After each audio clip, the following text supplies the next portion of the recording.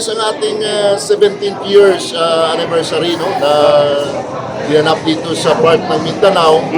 Alam na mo naman, Sir Bernard, every year lumilipat tayo ng venue, no? If you remember last year, doon tayo sa Rizal Province, no? At ang mga barangay-barangay na nag-iimbita sa atin na willing to host no, our anniversary, so pinupuntahan natin, no? And then, kita naman natin kung anong kalayo ang lapas galing sa proper talaga ng city. But pinakakita natin no, na wala tayong discrimination sa lugar. Basta importante, ang ating layunin ay ipagpatuloy natin. Sir, ano po pinaka magandang layunin ng organization nito? Yes, number one, we are for good governance. So, together with our legal counsel, Attorney J.V. Henlo, na kasama natin sa paggawa ng mga mga complaint natin, no, from different agencies of government. So yan, in this 17 years, tuloy-tuloy pa rin natin gagawin, and this is reminders our commitment. No, pina-remind natin yung ating mga officers at members, Luzon, Visayas, Mindanao, na ituloy natin ang ating sinimulan dahil this is a commitment. Sir John, tapos na po ang 70th year ninyo. Ang 18th year naman po, ano po yung possible na plano na dagdag po para sa inyo pong layunin ng task force? Yes, marami. No? Pinag-usapan nga namin ni Attorney J.V. Lo, no? Kung ano pa ang pwede natin madagdag at ano pa pwede natin gawing ano pa pwede natin i-enhance sa ating grupo, no? So together with our group of lawyers from Luzon, Visayas, Mindanao, with our representing our also legal counsel, marami pa tayong magawa, no? Expect talaga tayo. Ano na yan, sir? TV na yan. TV na yan, no? So siguro alam naman ang mga kapatid natin sa media, no? Kung na hindi ko na papanggitin kung sino mga kinakasuhan natin at kung sino pa ang mananagot sa mga ginagawa nilang kalakuan. Sir John, I understand ang isa po sa inyong mga advocacy ay anti-crime and anti-corruption. And ang katabi niyo po ay si former chairman or head ng PACC, which is anti-corruption din under the Duterte administration. So ano po ang pwede po ninyong partnership para po masawatan na po yung lumalaganap na korupsyon ngayon? Yes, I think that's better to answer or refer to our legal. Nandito po ako para ipakita ang pakikiisa ko sa Task Force Kasanag at sa ating chairman. Open po ang aking linya. The chairman can always consult with me at together sa mga abogado na iba ng Task Force Kasanag. Nandito lang po si Attorney Hinlo para tumulong at magbigay ng analysis tungkol sa mga kasong kanilang isusulong. Kasi we need allies na naninindigan at maglalakas loob para maging boses ng taong bayan. Dahil po napakahirap labanan ang mga malalaking politiko. Pag wala yung mga volunteer lawyers natin, mawawalan po ng boses ang mamamayan dahil natatakot at mahihirapan na kalabanin ang may mga ebidensya na sila ay gumawa ng korupsyon. So sa mga kababayan natin na humihingi ng hustisya para sa bayan, nandito po ang Task Force Kasanag, nandito si Chairman John Chong, para pakinggan kayo at kung may sapat kayo na ebidensya, ang Task Force Kasanag po ay inyong kakampi para maghain ng complaint sa Ombudsman para po panagutin ang mga tiwaling taong gobyerno.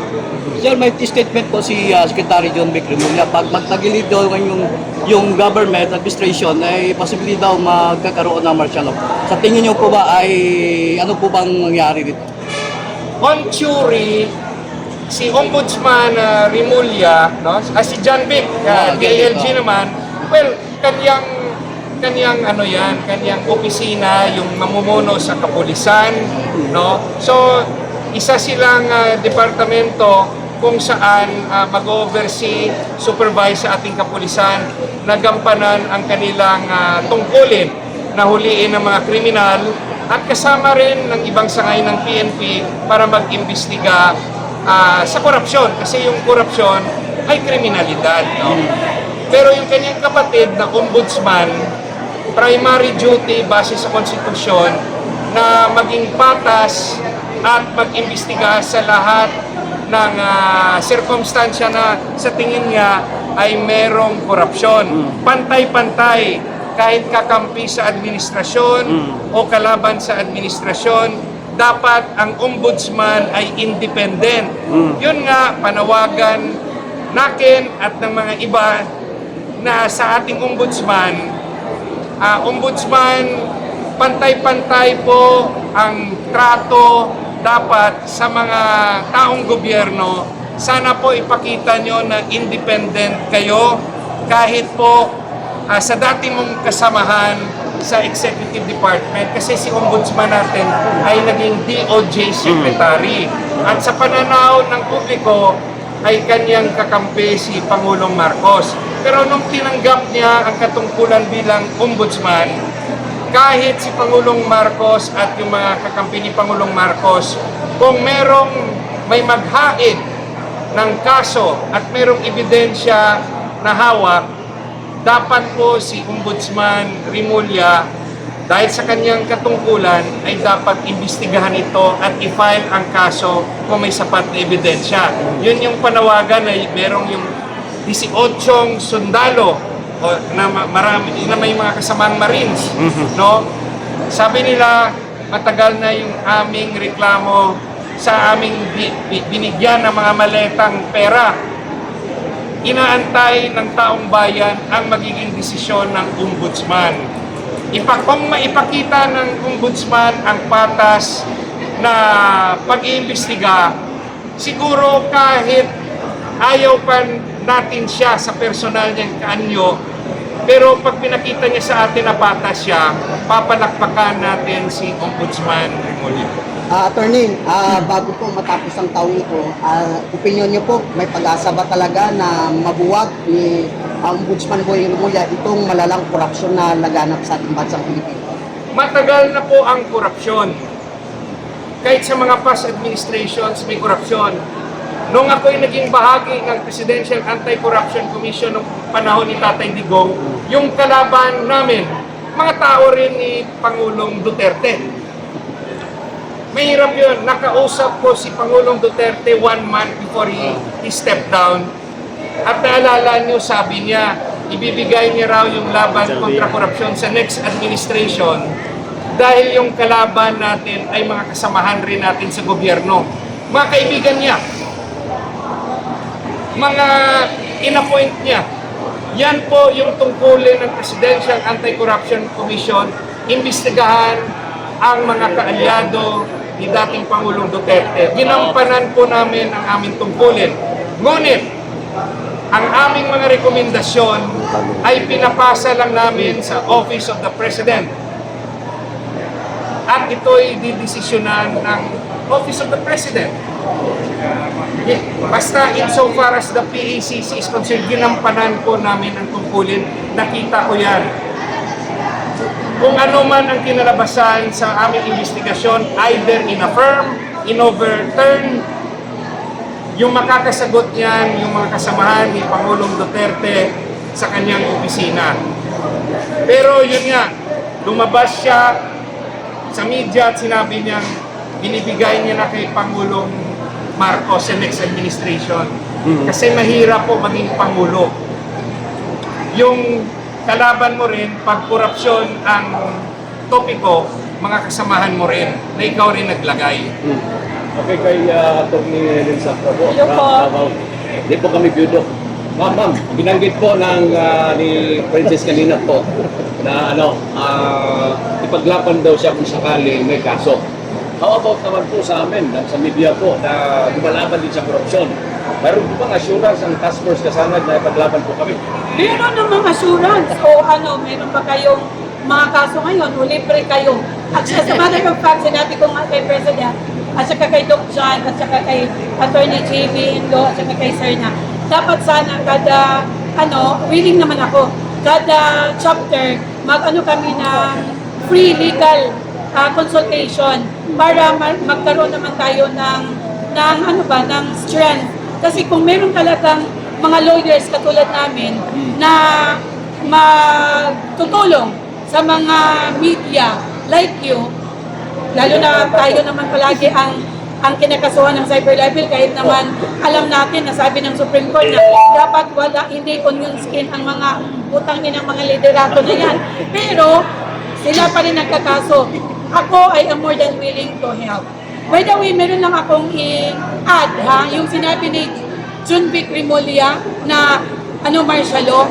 Junvic naman, alam mo naman dalawa lang ang requirements for the President to declare martial law. Ano yung una?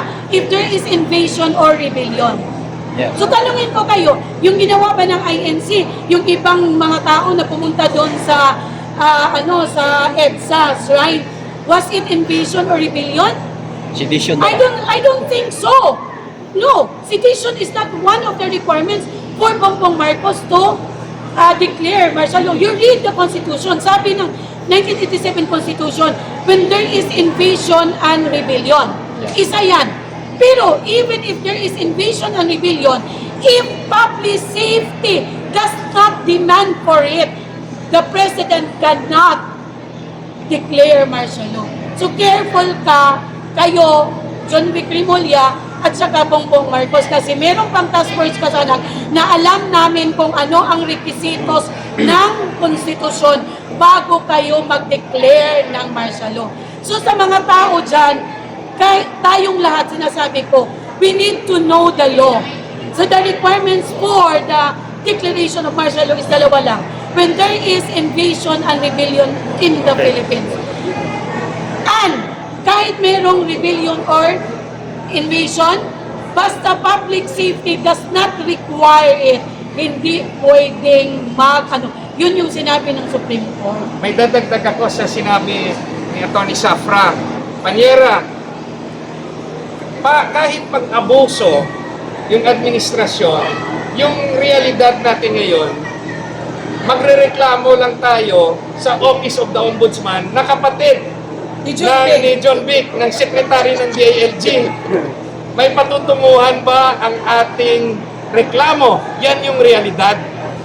Yun yung reality. On theory, tama si Panyera, si Atty. Safra. Pero saan tayo makareklamo? Sa kay Ombudsman na kapatid ni SILG. Kaya sa demokrasya, sinasabi ko rin sa inyo, the one in power controls government and even has influence with other departments or even with the ombudsman. Kung gusto talaga natin ng tunay na pagbabago, alagaan natin ang ating eleksyon at yung ilalagay ng mga liderato by 2028.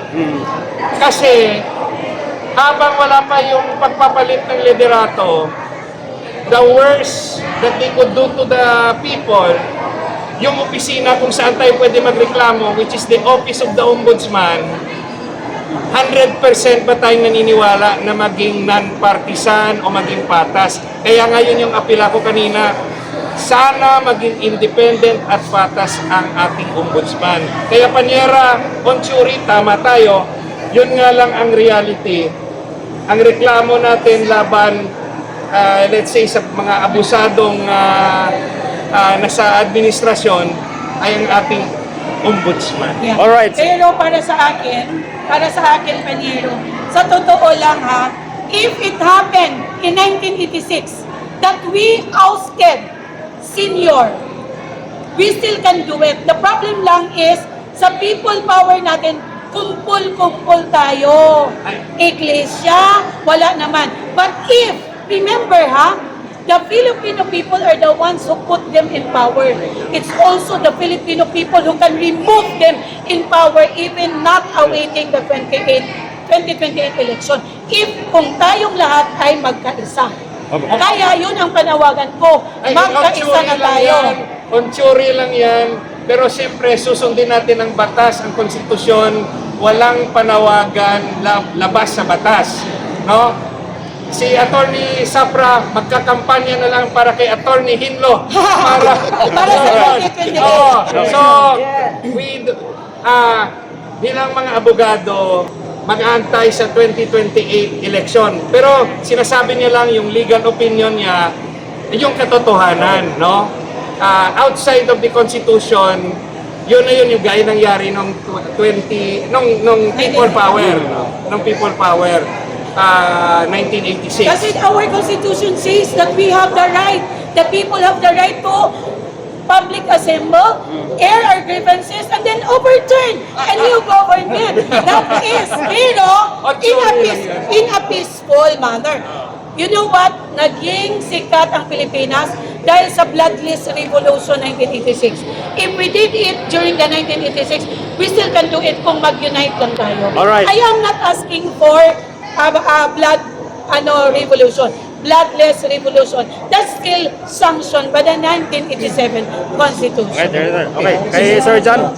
Okay, Sir John, dito mga nakalipas na taon, ang pangalang John Chong at Task Force Kasana kay laman ho ng balita sa television, radyo, maging sa print and online na napakarami pong malalaking buhaya ang inyong binabangga. Meron ba tayong inaasahan pang mga kapanapanabik? Yes, mayroon, no? Kasi tuloy naman yung ating, in fact, no, alam naman mo, Sir Bernard, no, na-meet ko personal si Ombudsman Remulla, nag-one-on-one kami na during the time ng he was the OG Secretary. And then, wala naman akong personal na nakita sa kanya na according na may mga, malicious, sa kanya. But yung mga na-file ko talaga sa Ombudsman, yung na-file ko talaga sa Ombudsman, may reply talaga. May reply talaga. It's endorsement, no? Ano pang lintli yun? Endorsement yun. Pero patuloy pa rin namin yung Babantayan. hindi lang babantayan, i-push, no? Tuloy kami, hindi kami natitinag, honestly, Task Force Kasana is in 17 years, hindi talaga kami titigil. That is our commitment, no? Habang ang Panginoon kasama namin, no? That's my principle. If God be with you, who will be against you, no? Kasama ng Task Force Kasanag ang panalangin, kasama ng Task Force Kasanag ang ating Panginoon, because we are not fight for us, we are not fight for our interest. This is a public interest. This is for the next generation. Kaya sabi ko nga kay Atty. GB, hindi lang ngayon, gagawa pa tayo ng paraan kung kailangan mag-endorso tayo ng mga matitinong leader, kung kailangan tulungan natin. Katulad ni si JB na Katulad. malalo. Dapat. Sabihin na natin ang totoo. Oo. We need a good leader, no? Nandito Paano ako. natin magagawa yan kung hindi naman tayo magtutulungan? Sabi ni attorney, dapat magkaisa tayo, no? So ang Task Force Kasanag nananawagan sa lahat ng mga Pilipino, no, na kailangan magkaisa tayo. Hindi lang magkaisa kahit anong reliyon, anong tribo. Kita mo dito sa atin sa Kasanag, may Muslim, may Kristiyanos, may lahat. We are accept because we are one Filipino, no? Ang ating layunin, kailangan magkaisa, sama-sama tayo, nalabanan. Hindi pa huli ang lahat. We believe na hindi pa huli ang lahat, no? At in my experience, no, na alam mo naman, Sir Bernard, ang litli, no, sa buong ilan yun, National Printing Office, no, nagkaroon na tayo ng resolution in favor sa Task Force Kasanag. Ang litli nga, sabi nila, hindi natin kakasuhan ito kasi kalyado ito ni President. Wala kaming pakialam kung alyado ka, walang because we believe the rule of law. No? Dito lang kami sa ebidensya at ang aming laban ay more on legal battle. No? Kaya hinamon ko rin lahat ng mga media. No? Kailangan ang media is part of the fourth estate. Kailangan independent din. Huwag maging bias. No? Kailangan ang media. Alam nyo, ang media ay napakalaking tulong sa bayan. Kasi kung kasama natin ang media sa panawagan, transparency, accountability with honesty. Hindi yung kuminsan, alam nyo naman, no? Kasi kami, ako mismo is part of the, meron din akong programs, no? Meron akong bantay abuso, no? Meron din akong mga programa sa iba't ibang radio station na ini-invite ako. Isa lang ang panawagan ko, this is not a problem of any concern, no? Problema natin ito lahat dahil ang ating laban dito is not for us, for the next generation, no? So ilan ba tayo magising? Kailan pa tayo kikilos, no? Kailangan ng Pilipino magising na because this is a big lesson. Ang mga nangyari ngayon ang mga nangyari ngayon na palagi na lang tayong nabudol ng mga politiko, it's time to wake up, no? Huwag na tayong huwag na tayong magpaloko ulit, no? It's about time to wake up. Kailan pa, no? So, ang task force ka sana, kung kayo, dahil tuloy-tuloy kami in 17 years, sabi nga ni Atty. Socorro, kahit na mahirap, walang resources, nandito kami, galing pa sa Parang, pumunta dito, no? It's because that is our commitment. Mahirap labanan, napakahirap lalo pa sa amin na kung wala kaming, hindi kami magtulong-tulungan, mahirapan din kami umanap ng resources. Pero naninindigan kami because we believe that commitment is very powerful sa isang organization at isang paninindigan ng tao. Ang importante sa lahat ng Pilipino ay may commitment, no? Kasi kung minsan kung masira na yung commitment ko, diyan na tayo makakaroon ng problema. So important, commitment, sincerity, and dedication to our goals, no, sa ating layunin, sa ating advocacy, para malabanan natin ito, no? Kasi nakita ko, lalala pa ito eh. Sino ngayon ang magre-resolve dito sa problema ito? Alangan naman ibigay natin sa Japan, sa China, sa Canada. Ito'y problema ng Pilipino because this is our country. From the very start, mula sa grade 1, ano sinasabi natin? Iniibig ko ang Pilipinas. Hanggang mag-college tayo, hanggang may nagtrabaho tayo, palagi natin inaawit ang pambansang awit, ang mamatay ng dahil sa'yo. Pero anong nangyari ngayon? May namatay na ba ng dahil sa bansa? Marami na kaming inaakusa, pero marami pa rin nagdi-deny at walang umaamin na magnanakaw. Kaya kailangan natin patibayin.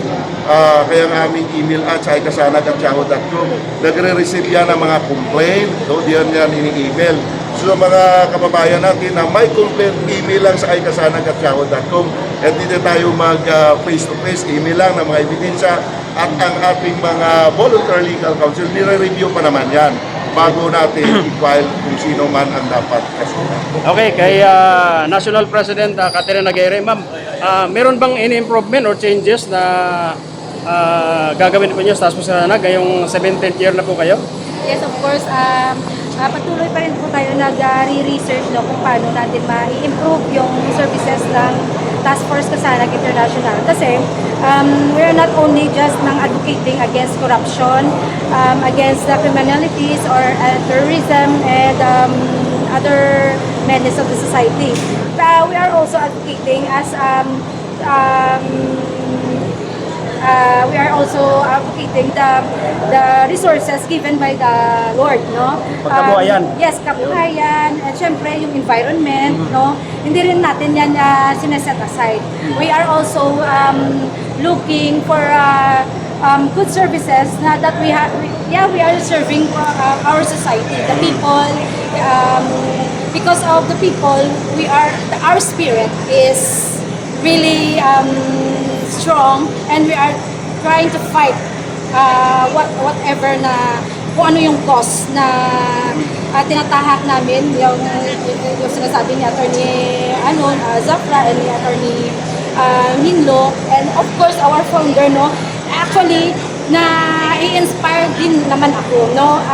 Ako meron akong spirit of volunteerism, pero dahil sa kanila nagiging din ako, nagiging strong, nagiging empowered, no? As a woman, di ba?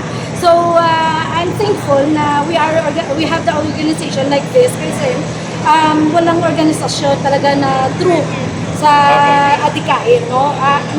Na feel ko yung sincerity, yung dedication, yung commitment sa trabaho, sa tao, at sa bayan, at most of all, ang commitment sa Lord. Hindi natin kakalimutan yan. So, rest assured na as the president of this organization, meron tayong soon services na ma-help out. Yung sabi ko kay attorney, dapat meron tayong magbigay tayo ng free consultation. Kasi mahirap talaga pag wala tayong pera, mahirap talaga pag wala tayong tao na lapitan. Yes, o sa mga problema natin. So, we are here, no, to support, to listen. No? Importante na listen namin yung ano yung mga hininaig ng bawat Pilipino, lalo na sa Police of the Force. Alright. Sir John, any last message po para po sa buong pwersa ng Task Force Kasanag sa buong Pilipinas at maging sa ibang bansa? Yes, no, sa lahat ng mga mahal na officers at members ko ng Task Force Kasanag, not only here, no, even in other countries, sa Japan, sa US, at sa Europe nating mga officers, no, isa lang ang masasabi ko, no, na ang importante at higit sa lahat, no, huwag lang natin kalimutan that we are committed. The meaning of solidarity. What is solidarity? No? The willingness to sacrifice for the common good. Yan ang ating sakripisyo. Dahil alam naman natin na walang forever. Lahat ay may katapusan. At pagdating ng araw, sisingilin tayo ng kung sino ang alam nyo. Alam nyo naman kung sino sisingil sa atin. No? At paninindigan din natin na may doon tayong social responsibility. Being a Filipino citizens, ulitin ko ulit, the very important principle of Task Force Kasanag is to stand solidarity, the willingness to sacrifice for the common good because we believe na walang forever. Okay. Ang commitment ay hindi yan sa salita lang. Dapat pag nagsabi kang you are committed, dapat sundin mo. Di ba? Mga brothers, di ba pag commitment is commitment, sundin mo. No? Pangalawa is dedication. Dapat, yung commitment mo, lagyan mo ng dedication. Pangatlo, pinakamahirap, sincerity. Tatlo lang yan. Commitment, dedication, and sincerity. Yan lang ang magiging Task Force Kasanag. Di ba?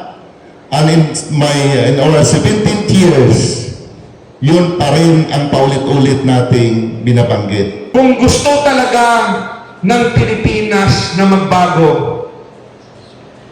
tatlo ang dapat nating gawin. Ang una, dapat amyendahan natin ang Data Privacy Act, Bank Secrecy Law, at Foreign Currency Deposit Act, kung saan bibigyan ng Kongreso ng kapangyarihan ang Ombudsman na makaimbestiga sa tagong yaman ng lahat ng politiko at taong gobyerno na hindi na kailangan ng court order. Bakit natin nasabi ito?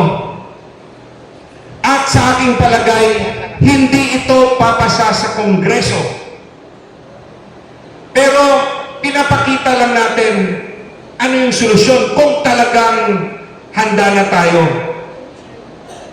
Dahil sa totoong buhay, at ako'y naging commissioner ng Presidential Anti-Corruption Commission, ang problema natin sa laban kontra korupsyon, natatakot ang mga testigo. Takot ang ordinaryong Pilipino kahit may alam na katiwalian, takot magtestigo. Bakit? Dahil ang kalaban ay malalaking tao, mayayaman na tao, may kayang kumuha ng private lawyers na magagaling. Pag ikay nagreklamo kalaban ng malalaking politiko, babalik ta rin ang batas. Papailan ka ng libel, cyber libel, papailan ka ng inciting to sedition. Haharapin mo ang mga falsifikadong o peking ebidensya at peking testigo. Yung nag-aakusa kontra korupsyon, papalabasin nila na sila yung korap. Malalaman lang natin kung sino nagsasabi ng totoo kung makita natin ang tagong yaman ng mga tiwaling opisyal. Pero sa totoong buhay, sinong senador, sinong congressman na papayag na makita ng ordinaryong Pilipino ang kanilang kayamanan? Sa totoong buhay, wala o bibihira. Pero sinasabi ko lang sa ating lahat, na kung gusto talaga nating baguhin ang buong bansa, moving forward, lahat tayo, kung gusto natin, yan yung haharapin natin. Kung ayaw ng Kongreso, patuloy pa rin ang katotohanan at patuloy pa rin ang mga nangyayari. Sa laban kontra kahirapan, ano ang kailangan ng Pilipinas? Ang gawain ng ordinaryong mga politiko para tulungan ang mahihirap ay bigyan ng ayuda, bibigyan ng apuloy, bibigyan ng scholarship, medical assistance, burial assistance, bibigyan ng pagkakataon na magkaroon ng utang na loob sa mga opisyal ng gobyerno para walang katapusan yung ginagawa ng masa na maglinya at humingi ng tulong sa mga politiko para hindi na sila maialis sa pwesto. Ngayon, tatanungin ko kayo, happy ba tayo na ganong klaseng mga senador na tinatawag natin honorable na sila ang nagpapanday ng batas ng Pilipinas? Happy? Hindi tayo happy. Ako, galit na ako. Kasi, kahit yung mga kaapo-apohan nyo may utang. Bakit nagkakautang ang Pilipinas?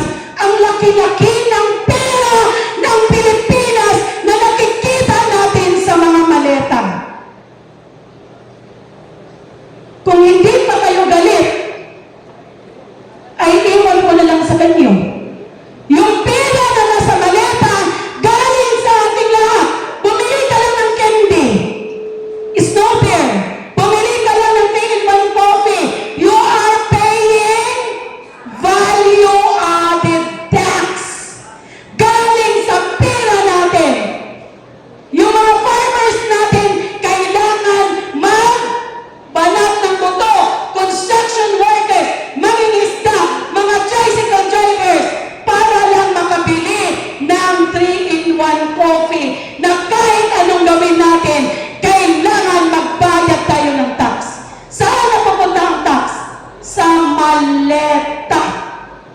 Kaya, happy ako noong December 12, 2025, nakilala ko ang isang tao na walang tinitingnan kung hindi pagbabago, accountability at justisya, at kailangan natin palakpakan siya, Dr. John Chong. At of course, walang John Chong kung walang Task Force Kasanag Incorporated sa pangunguna ng ating presidente at saka mga opisyales. So see, December lang ako naging adopted council. Bakit nga ba? Nag-file ako ng kaso na plunder against our congressmen sa Surigao del Sur. Alam niyo ba kung bakit? 2.7 billion ang MTE ng Surigao, yung ibang mga bahay, walang maiinom na tubig. Kung ikaw si Atty. Zapra, hindi ka ba magagalit? Happy na ako sa life ko. Wala akong love life. Kaya kong pumunta saan. Pero I cannot just stand and sit sa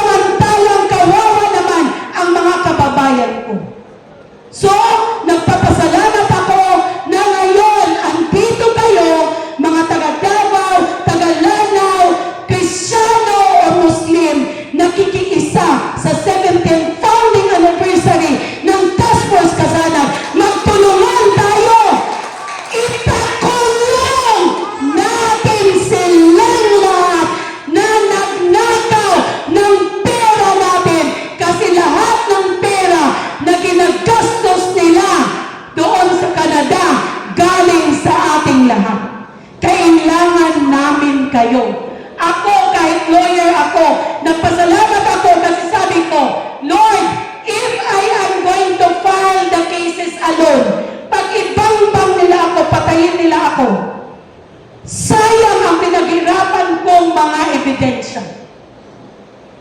Buti na lang, merong Doc Jan Chong, kaming dalawa na ang complainants. So kung may mangyari sa akin, kasi grabe ang death threat sa akin, imagine 6 na ka-cyber libel cases. Taga-Surigao ako, bakit niyo hindi tinanong sa akin, bakit hindi ka sa Surigao? Kasi doon madali lang nila akong ibang-bang. Pero andito ako sa Davao, kasi Davao, for me, is the safest place in this country. At bakit? Dahil naman, kahit sinong taga Davao, kahit sila tanongin natin mga bisita. Maganda ang Davao dahil sa pamamahala ni Digong Duterte. Ako, I am not pro-Duterte, I am not pro-Marcos, I am pro-Filipino people. Pero, kung ganyan din lang si Marcos, na Diyos ko, hindi nga, mas magaling pa kung magsalita.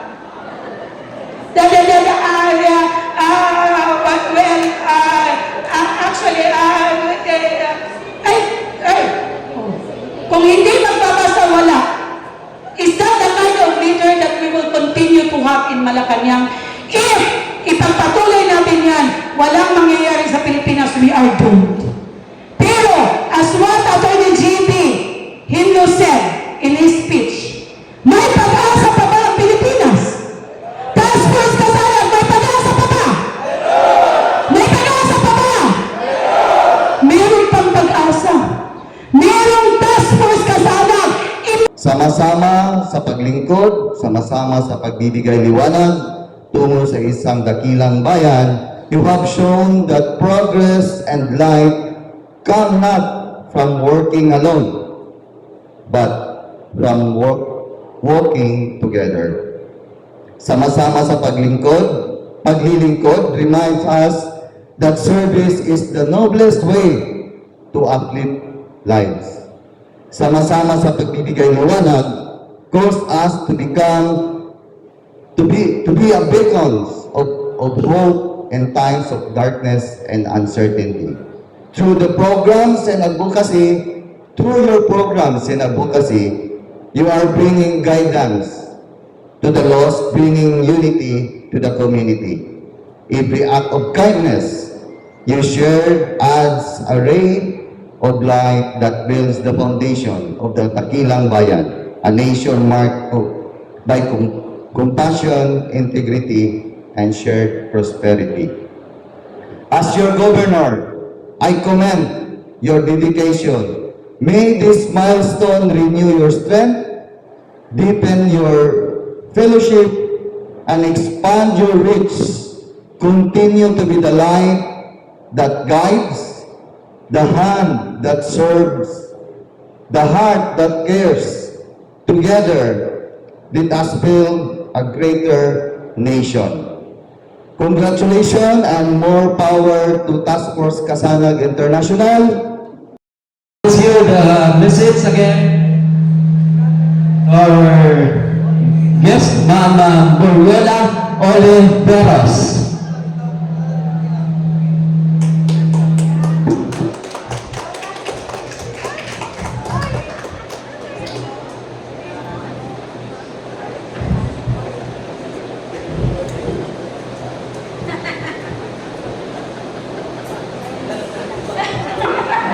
Alright, magandang tanghali na ba?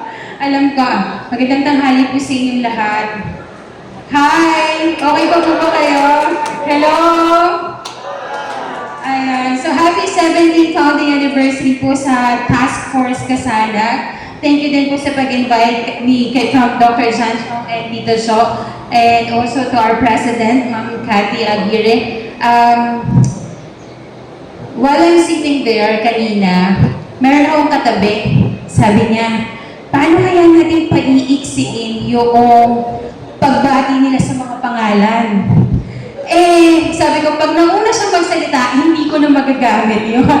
But now, I will use it. Sabi niya, lahat daw ng gwapo at lahat daw ng maganda ay tumayo. Pwede ba yun? Oh, walang tumayo, walang maganda. Ano ba, gwapa? Lahat daw ng maganda at saka gwapo tumayo. Pwede po ba tayong tumayo? Yehey! Ayan!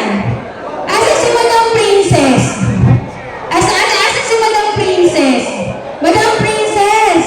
Can we have a simple music lang and let's try to roll your shoulder and just have a little bit of asa na yung magaling nating sumayaw? Yeah, can we just have a glimpse of it? And I want everybody to dance with Madam Princess. And everyone in front. Para naman, medyo ano tayo. DJ, can we have the music? Madam, come here. And we will all follow you. Para magising kayo. Alright. Okay, palakpakan naman natin ang ating mga sarili, ang mga gwapo at magaganda. And dahil napaka-special itong araw natin, let's make it more happier. Because I will invite Attorney Lilo, Attorney Doc John, President Cathy. Come on and join us.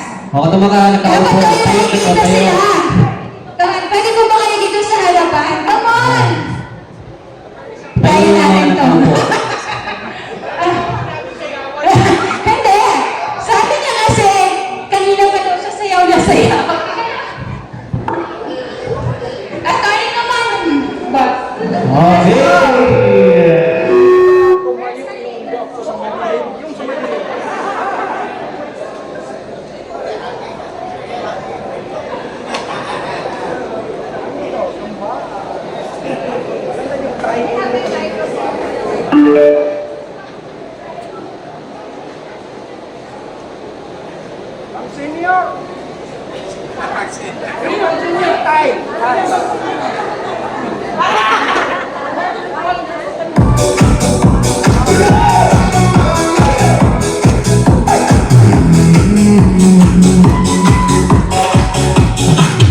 In this car, you don't exist. Don't tell me what to do. When you lose your keys and you cry, it's like I don't exist. Don't tell me what to do. You were pretty young for someone with a PhD. Are you really my dad? You're all inside.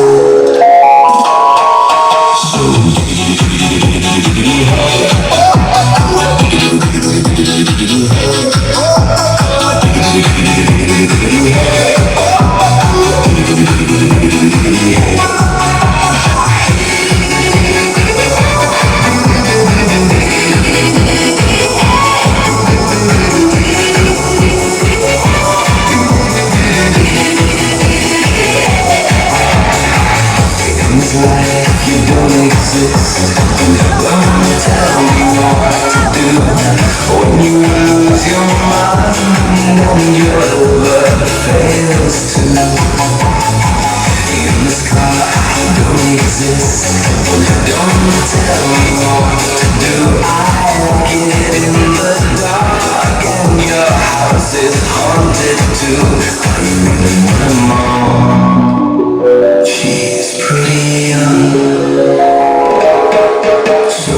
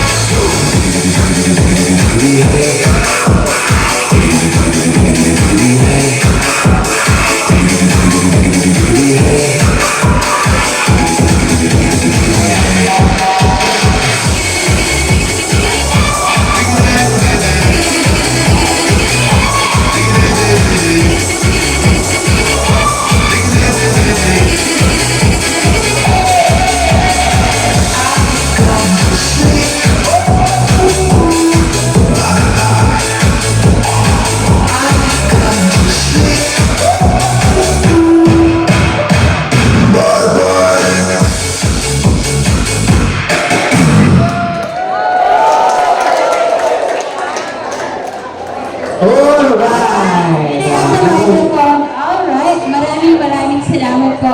Happy 17th founding anniversary. Congratulations. You know what? I searched what Kalsanag means. But before that, palakpakan naman natin mga sarili. From one speaker to another, we've heard a lot of encouragement. Siguro I'll do one thing that I'm good at. Tawagin, hindi pa ako kakanta. Tatawagin lang natin yung pinakamatandang miyembro ng Task Force Kasanag. Sino dito yung 60 and above? 60 and above. Pwede po ba tayo pumunta dito sa harapan? May premyo!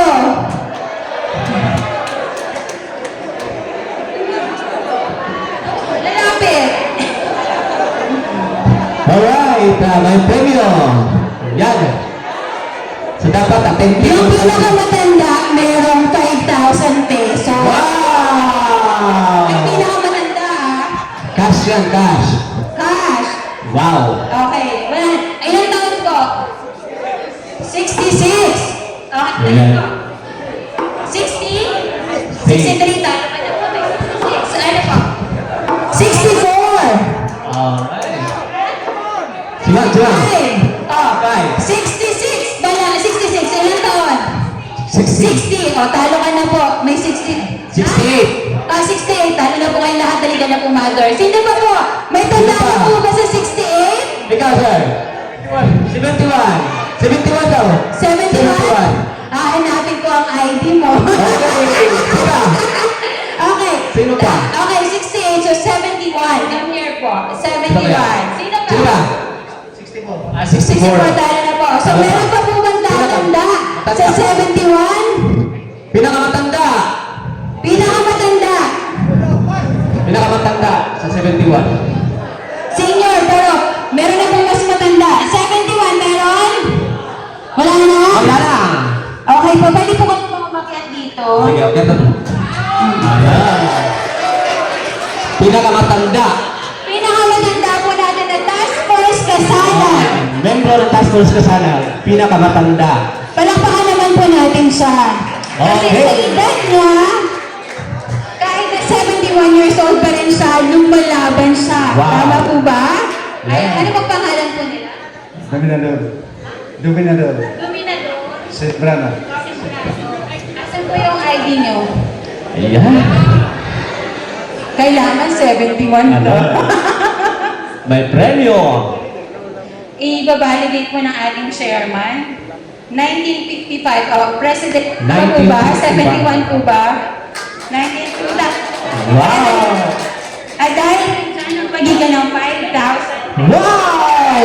5,000 pesos! 2, 3, 4, 5. Okay naman. Congrats po. Ngayon naman po, yung pinakabata. Wow! Ng miyembro ng Task Force Kasanag. Yung pinakabata. Pinakabata. Pinakabata. Okay, pinakabata ng mundo. Pinakabata. Pinakabata. Ikaw. Ilan Ilang taon taon? na? 20. 20 years old. May mabata pa ba sa 20? 17. 17. Sino ba ikaw? Wait lang po. Ah, Dito ka na po. 17. 17. 17. Okay, saan charter ka? Anong charter? Ma? Parang. Magkita. Para, may database po ba tayo dito? Kung naka-registered po talaga siya. So, registered. kuya, thank you. Pero meron tayong mas bata sa'yo. 17 Okay. years old. Kuya, come here. Takyat. Okay, may nanalo na. Pinakabata at pinakamatanda. Yeah, pinakabata at pinakamatanda. Nagkikinang ng pera. Oo, ayan. Kasi mamaya may deal or no deal. Wow. Kukunin ko pag hindi niyo memorize yung team. Nakalagay value pala eh, no? Okay. Ano pa ano? Alhamon Chavez Tao. Alhamon Chavez Tao. Alhamon Chavez. So, 17 years old. ID mo. Nahulo, wala kang ID. ID. Cellphone. Nababayo na. Aside of a member of Wala TFE. kang ID. nanay. Ang task force kasanag po ay naniniwala sa integridad. May integrity po tayo, ha? Alright po. Okay po. 1,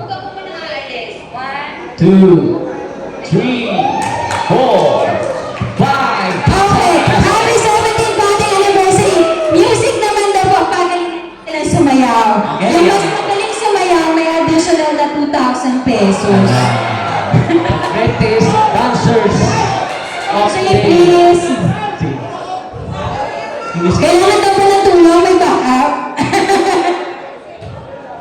Ayan, kung sino yung mas magaling, kailangan palakasan ng palakpak kung sino mas magaling yung bata o yung matanda. Mas O kayong dalawa po. Ano kaya? Alright. Let's move it. Dance with the music.